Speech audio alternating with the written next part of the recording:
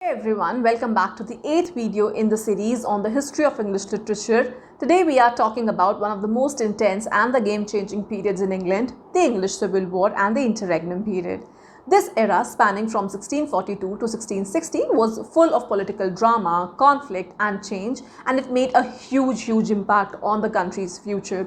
But do not worry, I'm going to break it down in a way that's super easy for you to understand and for you to follow. Let's get started.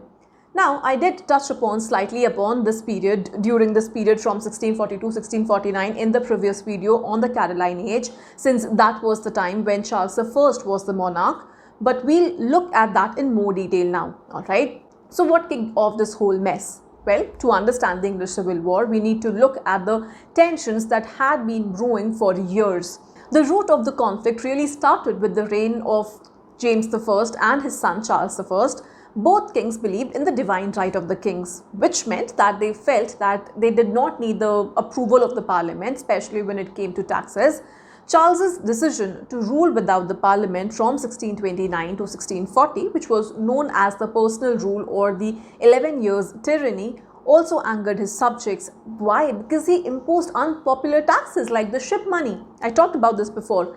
His marriage to a Catholic princess and support of controversial religious reforms that also fueled discontent. We talked about all this in the previous video, so make sure that you do watch that. In 1642, after years of tension, conflict finally broke out between the royalists who supported the king and parliamentarians. After several key battles, Charles I was captured, he was put on trial for treason, and then he was executed in 1649, marking a historic moment as the first time a ruling monarch was publicly executed by his own people. With Charles dead, England was declared a commonwealth, meaning the monarchy was abolished and the country was now a republic. This period from 1649 to 1660 is known as the Interregnum. Interregnum literally means between kings. The Commonwealth was initially governed by the Rump Parliament, but it was not long before Oliver Cromwell rose to power. Cromwell was named Lord Protector in 1653, and for the next several years he effectively ruled England as a military dictator. While Cromwell claimed to be creating a more just and godly society, his rule was marked by strict Puritan reforms. For example, theatres were shut down, holidays like Christmas were banned, and laws were passed to enforce moral behavior such as bans on drinking, gambling, and even dancing. The Puritans believed in living an austere life, free from the excesses which they associated with sin. Cromwell's rule also saw several military campaigns, particularly in Ireland and Scotland, where his forces brutally suppressed resistance to the new regime. His government was not very popular, and although Cromwell was a capable leader, many people resented the strict controls that he had placed on everyday life. After Cromwell died in 1658, his son Richard took over as Lord Protector, but Richard lacked the authority and charisma of his father. His rule was short-lived, and by 1659, the Protectorate had collapsed. The country fell into a period of political instability with different factions fighting for control. It became clear that the experiment of a republic government was not working, and many people started to call for the restoration of the monarchy. In 1660, the monarchy was restored when Charles II, the son of Charles I, was invited back to England to take the throne. Please aaiye and take the throne. This event is known as the Restoration. Why? Because monarchy was restored. The Restoration. Charles II's return marked the end of the Interregnum and the beginning of a new chapter in English history. We'll talk about this Restoration period in detail in the next video, because that's when we talk about the Restoration period. Now, even though the Civil War and the Interregnum were politically tumultuous periods, they were also times of significant cultural and social change. One of the most notable impacts of the Civil War was the closing of the theatres in 1642. I did mention this before. You have to remember the date here, okay? Very, very important. So the Puritans who dominated Parliament, they saw theatres as places of vice and immorality. They believed that theatrical performances distracted the people from serious religious and political issues.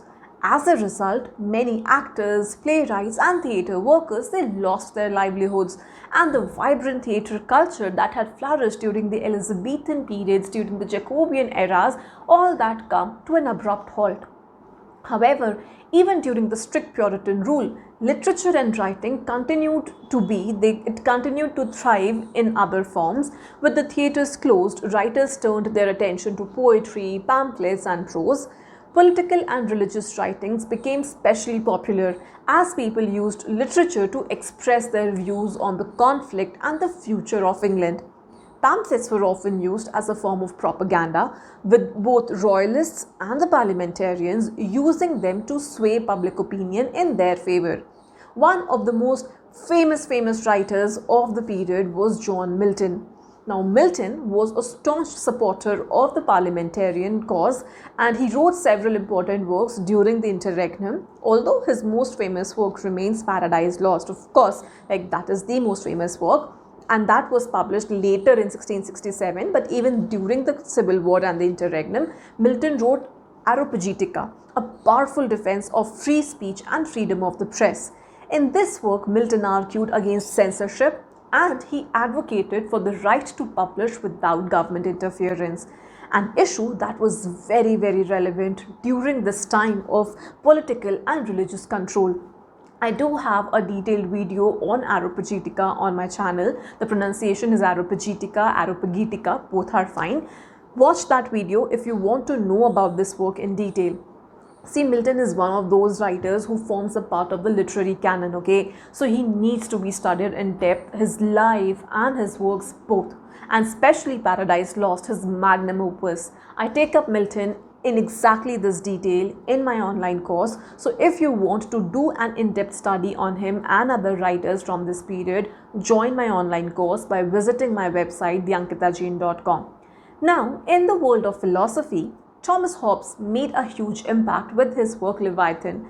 In Leviathan, Hobbes argued for the need for a strong central authority to maintain order and prevent chaos. He famously described life in a state of nature, that is without government, as solitary, poor, nasty, brutish and short.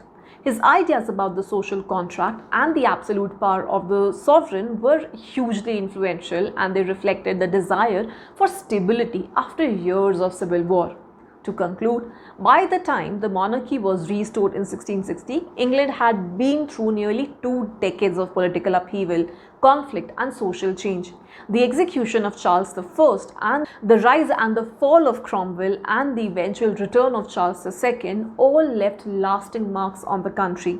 So that's it for today's video, but the journey does not stop here. If you want more resources, head to my website theankitajain.com for free study materials, or join my course for all-in-one solution to your preparations. You can also download my app and join my Telegram channel for free PDFs and quizzes. Let's stay connected on Instagram and Facebook for more updates. If you've got any questions, then do not hesitate to reach out, and do not forget to subscribe and click that bell icon so you never miss a video. Also, do let me know in the comments below how you are liking this particular series so far, and what else you would like me to make a video on, if any suggestions you have. Keep learning, and I'll see you in the next video.